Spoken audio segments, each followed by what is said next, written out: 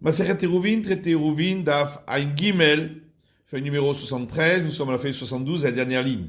Maïma comme dira, l'Agman dit, c'est quoi l'endroit d'habitation sur lequel il est dit qu'il doit participer au Eruv? Rav Amar comme Pita. Rav dit, c'est l'endroit où on mange le pain, on fait les repas. Shmuel Amar comme Lina. Shmuel dit l'endroit où on dort. Métivé, on objecte.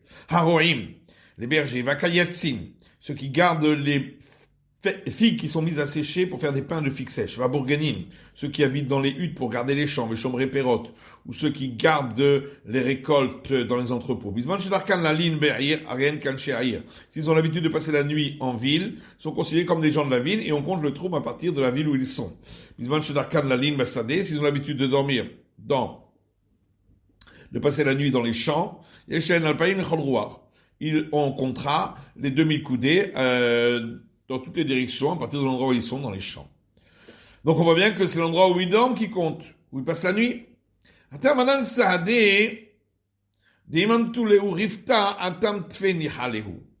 là-bas c'est différent, parce que nous pouvons témoigner que si on leur avait apporté leur pain, leur repas, là-bas sur place, où ils gardent ce qu'ils ont gardé, ils auraient préféré, puisque ça permet de mieux surveiller ce qui se passe.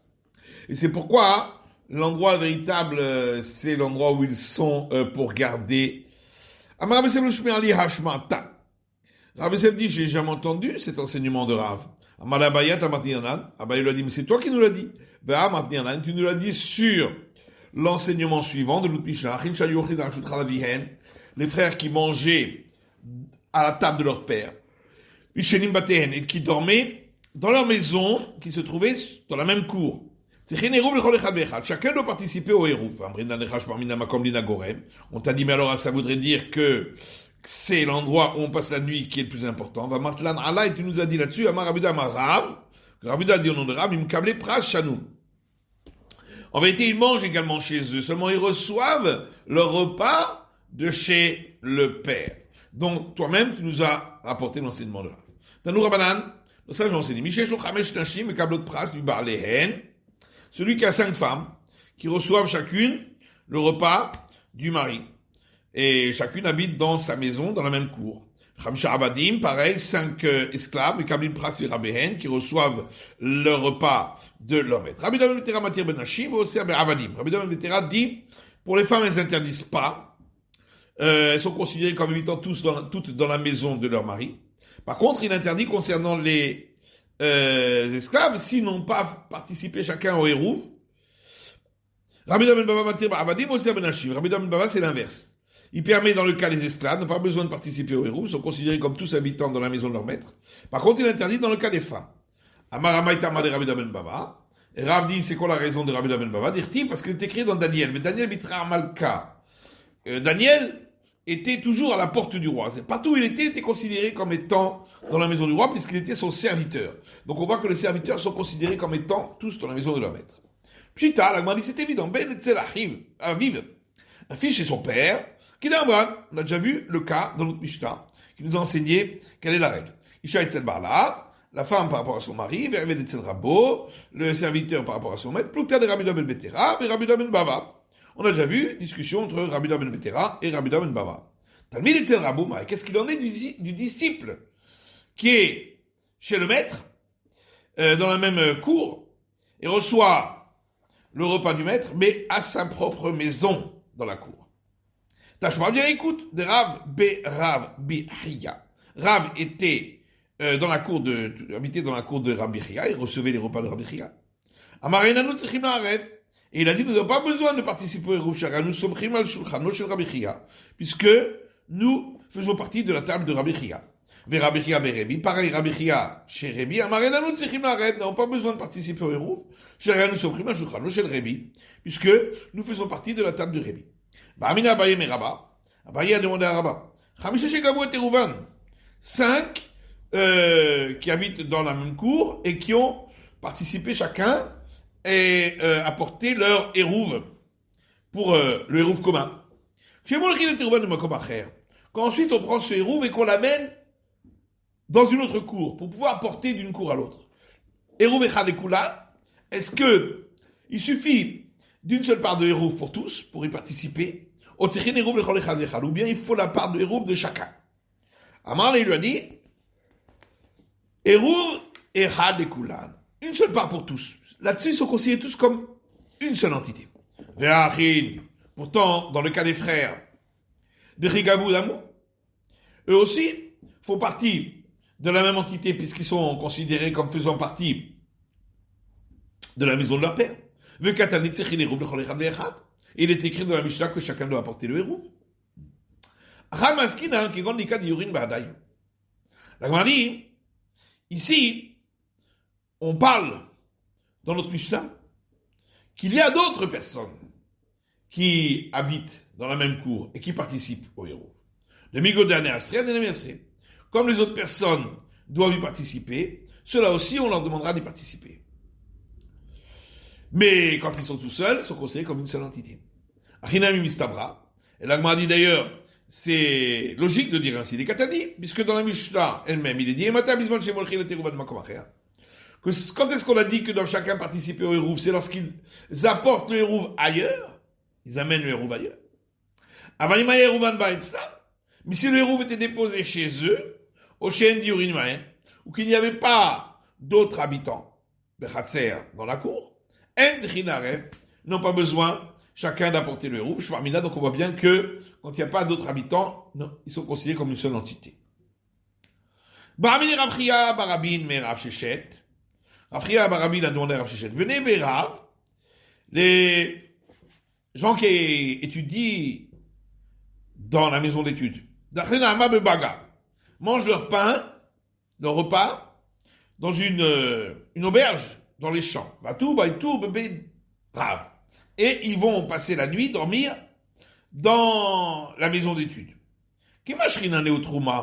Lorsque on va mesurer la distance du troum, est-ce qu'on va la calculer à partir de la maison d'études?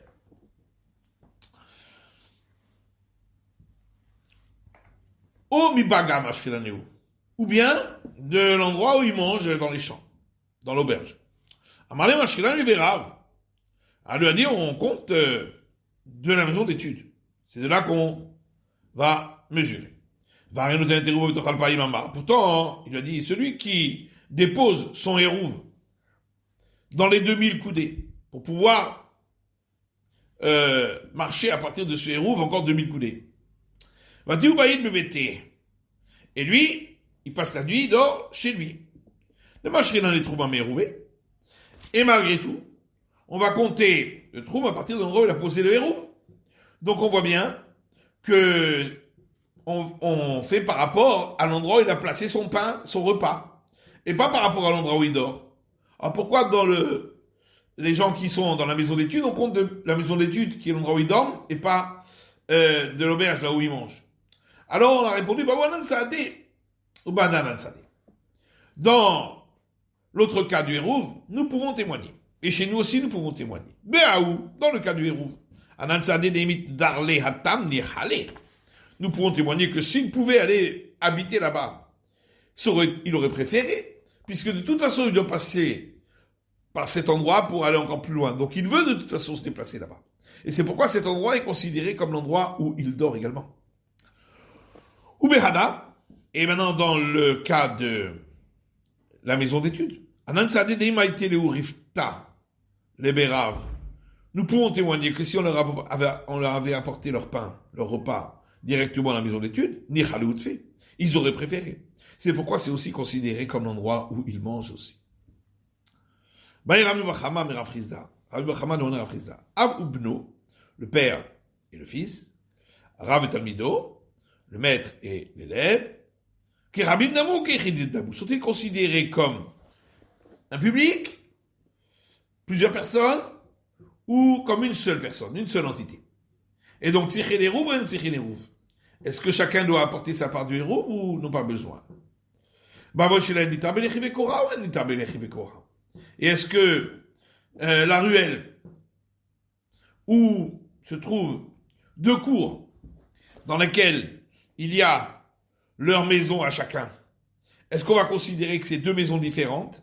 Et donc, on peut permettre cette ruelle par la barre verticale ou la barre horizontale, ou bien on va considérer que c'est une seule maison. Et donc, on ne peut pas autoriser la ruelle avec la barre verticale ou la barre horizontale, puisque pour l'autoriser, il faut qu'à la ruelle, il y ait 2 cours et dans chacune 2 maisons. Amalet a dit toi, il a dit, mais on a vu dans une braïta, Avugno Varav et Talmido, le père et le fils, le maître et l'élève, Ivan Shenim Mahen Diuri, lorsqu'il n'y a pas d'autres habitants sur place dans la même cour, Ariane qui sont considérés comme une seule entité. Ils n'ont pas besoin chacun d'apporter sa part du hérouf. Ils n'ont pas besoin de faire un hérouf du tout d'ailleurs s'ils sont seuls, puisque c'est une seule entité dans la cour. On va voir chez l'Anita. Par contre, pour la ruelle, on pourra l'autoriser par la barre verticale ou la barre horizontale, parce qu'il y a quand même 2 maisons, malgré tout. Même si c'est une entité, c'est quand même 2 maisons différentes. Matitin, prochaine Mishnah. 5 cours qui étaient ouvertes l'une vers l'autre. Il y avait une communication entre les différentes cours. Également ouverte sur la ruelle. Si on a fait le hérouf pour les cours, mais on n'a pas fait le chitouf, donc qui est le hérouf pour la ruelle. On pourra porter dans les cours, mais on ne pourra pas porter dans la ruelle. Si on s'est associé sur le hérouf dans la ruelle, on pourra porter et dans les cours et dans la ruelle. Si on a fait le hérouf pour les cours, et on a fait l'association donc du hérouf pour le mavoy, pour la ruelle. Seulement, une des personnes qui réside dans une des cours n'a pas participé au hérouf, a oublié. Moutarin, kan, malgré tout, pour apporter et là, et dans les cours et dans la ruelle.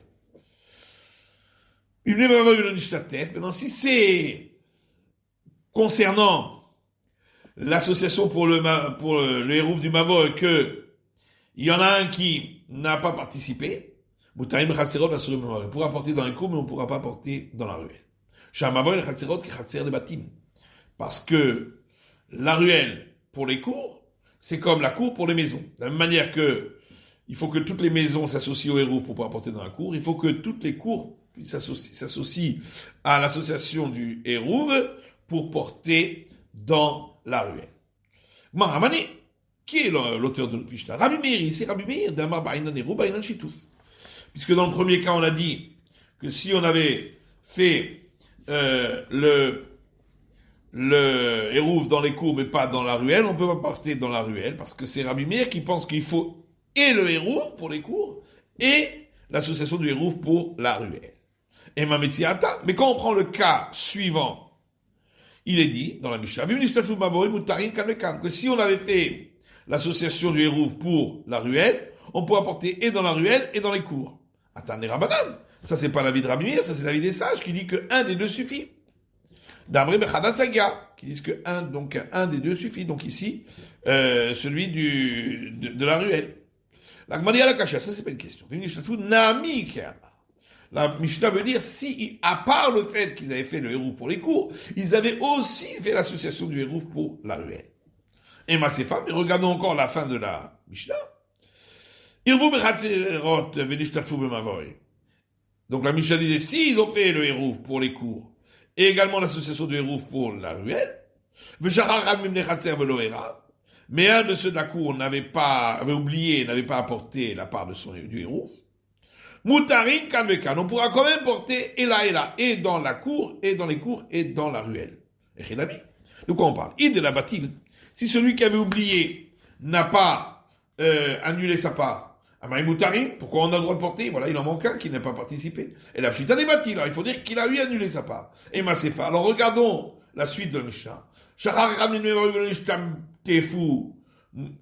l'un des gens de la cour a oublié, un des gens donc qui réside dans la ruelle a oublié de participer au hérouf pour la ruelle, il peut porter dans les cours, peut pas porter dans la ruelle. Veillez les bâtis. Si on dit que celui qui a oublié a annulé sa part, pourquoi il ne pourrait pas porter dans la ruelle? Tu vas dire que Rabbi Meir pense qu'on ne peut pas annuler sa part dans la ruelle. Tania, pour toi, une braïta qui dit, Rabbi Meir leur a dit, voilà, le Sadducéen a annuler sa part dans la ruelle. Donc on voit qu'on peut aussi pour la ruelle. Et la pshita de la batil. Donc il faut dire qu'il n'a pas annulé sa part. On peut laisser faire de la batil, réchon avis de la batil. Et donc puisque dans ce cas-là, on parle qu'il n'a pas annulé sa part, dans le cas précédent non plus, il n'avait pas annulé sa part. Et donc on est obligé de dire réchon et sefer Rabbi Meir, mais c'est à Taramanan.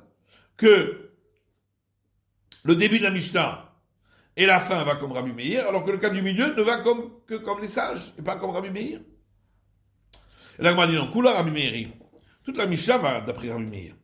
Mais Ta'amamai, Amar Rabbi Meir, Ba'inan Hérouf, Ba'inan Shitouf. Quelle est la raison pour laquelle Rabbi Meir pense qu'il faut les deux? Et le Hérouf sur les cours, et l'association du Hérouf pour la ruelle. Shelo Shaker Torat Hérouf Minatinokot. C'est parce que si on faisait que dans la ruelle, bien qu'a priori, en théorie, ça pourrait marcher sur les cours, pour les cours, puisque les cours donnent sur la ruelle, mais on risquerait ensuite d'oublier le principe du Hérouf. En tout cas, les jeunes qui n'auraient pas vu qu'on a fait des Hérouf. C'est pourquoi on a institué de faire également les Hérouf. Ce mot ici, étant donné que la majorité ont participé au Hérouf, il y en a qu'un qui a oublié. Non, mais je te crains. On risque pas d'oublier l'institution du Hérouf, c'est pourquoi on a permis. Amarabuda, Rav Latanip Tuchon Zulez. Rav a dit que Rav n'a pas mentionné dans l'enseignement de la Mishnah le fait que les cours soient ouvertes l'une sur l'autre. De même, Rav Kana aussi dit que Rav n'a pas enseigné que les cours sont ouvertes l'une sur l'autre. Il y a encore une version qui dit Rav Kana gouvé le Tanip Tuchon. Rav Kana lui-même n'a pas enseigné dans la Mishnah qu'elles sont ouvertes l'une sur l'autre. Quelle est la raison pour laquelle il n'a pas voulu le dire? Il n'a pas voulu dire qu'elles sont ouvertes l'une sur l'autre.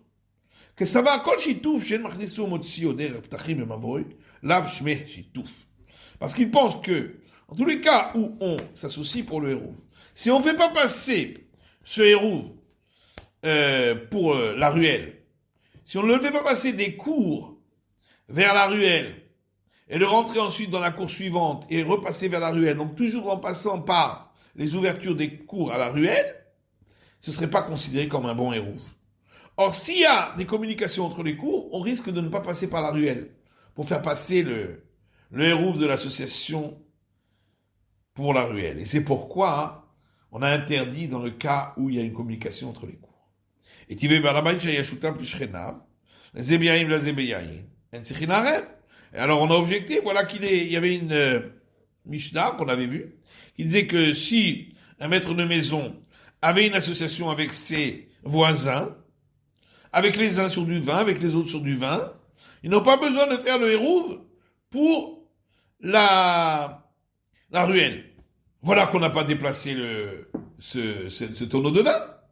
Et l'Agma répond, attends, Davki va aller. Si, effectivement, il faut dire que le tonneau a été rentré, sorti dans les cours à partir de la ruelle et qu'on l'a sorti également vers la ruelle.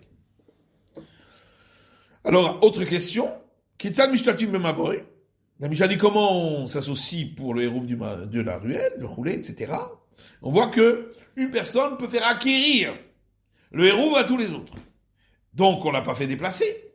Attendami Davkevaïli. Mais là-bas aussi, il faut dire qu'il a fait sortir des cours à la ruelle et qu'il a fait rentrer des ruelles au cours.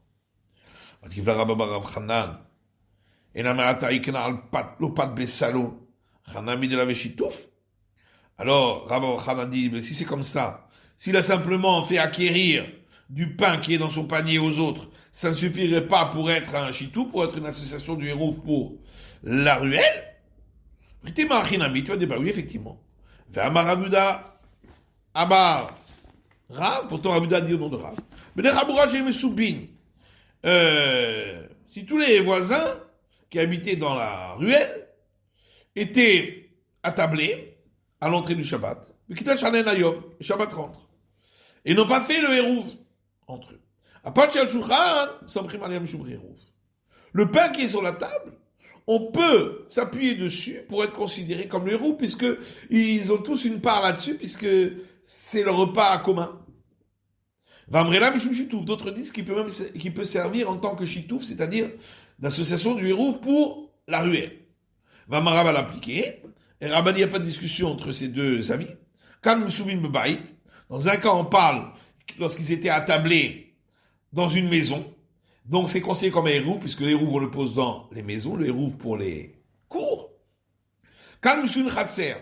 Et dans l'autre cas, ils étaient attablés dans une cour. Donc c'est considéré comme le hérouv pour la ruelle, parce que le hérouv de la ruelle, on le dépose dans la cour. Donc en tous les cas, on voit qu'on n'a pas besoin de déplacer le hérouv. Des cours aux ruelles, des ruelles aux cours. Et la Tama des Rav, en réalité la raison de Rav, pourquoi il n'a pas dit que les cours communiquaient l'une avec l'autre, c'est parce qu'il pense qu'une ruelle ne peut être autorisée en plaçant à l'entrée une barre verticale ou une barre horizontale que s'il y avait des maisons et des cours qui étaient ouvertes sur cette ruelle. Or, si les cours communiquent l'une avec l'autre, donc elles sont plus considérées comme une seule cour. Or, d'après Rav, il faut plusieurs cours pour considérer que c'est une ruelle, pour permettre avec uniquement la barre verticale, la barre horizontale. C'est la fin de l'étude de la feuille numéro 73.